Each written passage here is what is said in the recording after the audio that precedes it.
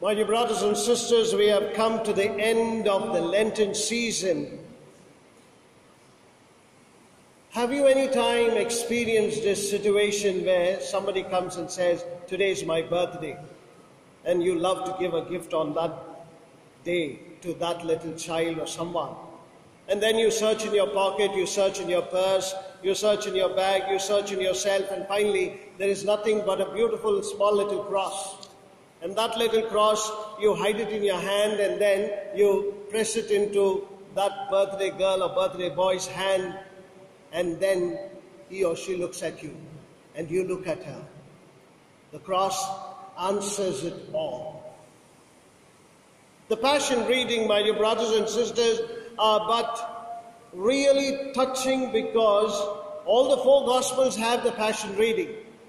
In a way, we can always say the Passion readings of all the four Gospels should be named as Passion of Christ. All the four Gospels should be named as Passion of Christ because we see the Passion of Christ, the real story of Christ. But what goes before the Passion of Christ in all the chapters is all what Jesus did and said, and therefore they are just introduction to the Passion of Christ. And that is why we see in Matthew's Gospel the Passion of Christ, the whole events showed as a human dysfunction.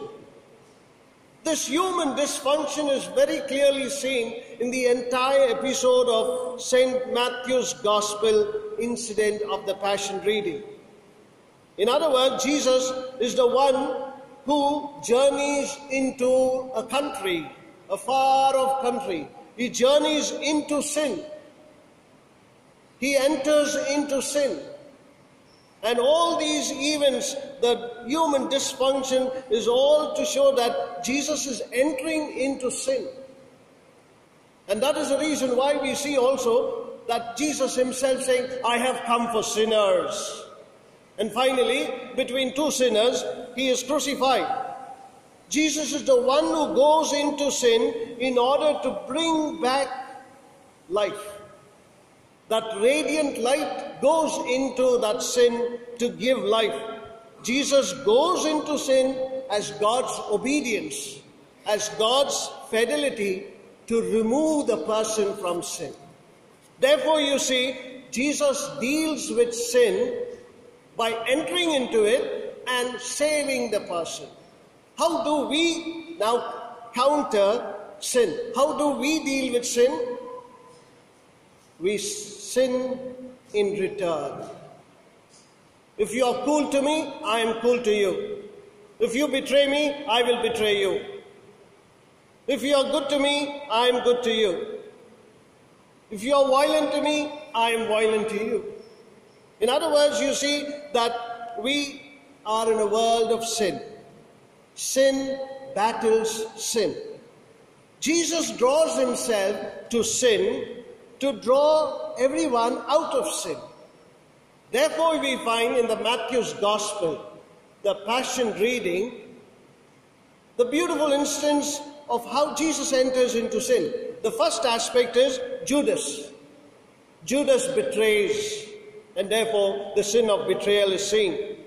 His own, very own disciple betrays him. And there you find that Jesus, who believed in all his disciples, and one disciple betrays him. The betrayal of sin is there in us. We go to the next sin, and that is the Garden of Gethsemane. And there in the Garden of Gethsemane, the apostles are asked to wait and pray. And what you find?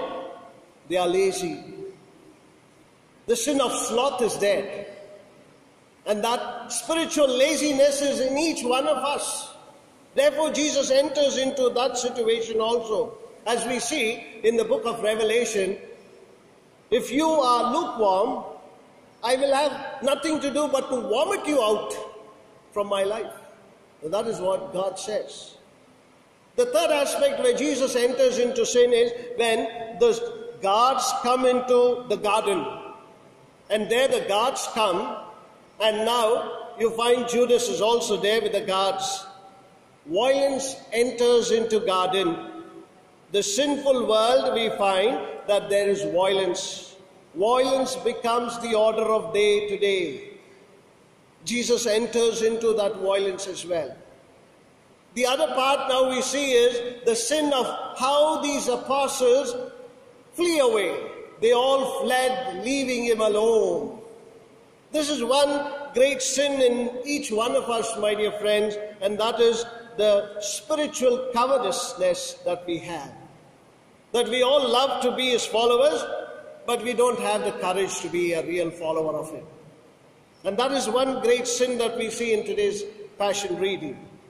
The other sin that we see is how Jesus is brought before a Sanhedrin. In a way, Sanhedrin is a supreme court for the Jewish people. And there he is brought. And what happens there? You find all are liars. They bring all false witnesses. They give all false stories. They play their own game. And how many of us play such games to save ourselves? And that is the reason why Jesus enters into such situations in your life. The other sin is Peter's denial. How Peter denies 3 times. And that is the sin of scapegoating violence. Scapegoating violence for each one of us. Peter also scapegoats violence here when he denies, I do not know. But his very accent says that he is a Galilean. And therefore they identify that this is one of their own. And that is the reason why we see Peter accent denies. The other sin that we see is Judas. How Judas now falls a prey, and because of those 30 lousy silver coins, in a way we can call it today, 30 lousy rupees of ours, we betray Christ. And he betrayed and he realized, and therefore he goes and hangs himself. Peter is no less. He denied Christ. But the difference is that Judas repented unto himself and therefore has no salvation, whereas Peter wept bitterly looking at Christ, for Christ looked at him at the moment when he denied the 3rd time. Therefore, when you look at Christ, you are saved, but Christ enters into your sin to save you. Finally, my dear brothers and sisters, we see the sin of Pilate. How Pilate is pressurized, crowd pressure, people's pressure, and therefore you find abuse of power. And this is common in each one of us. We abuse power. In your own family, you abuse your power. In your own institutions, you abuse your power. In our own selves also, to protect ourselves, my dear brothers and sisters, we abuse each other.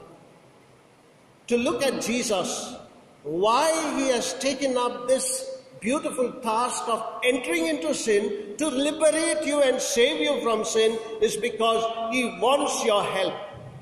That is why you find when he sends his disciples to get a donkey, and if they ask you why the master wants a donkey, you just tell them that the master needs it.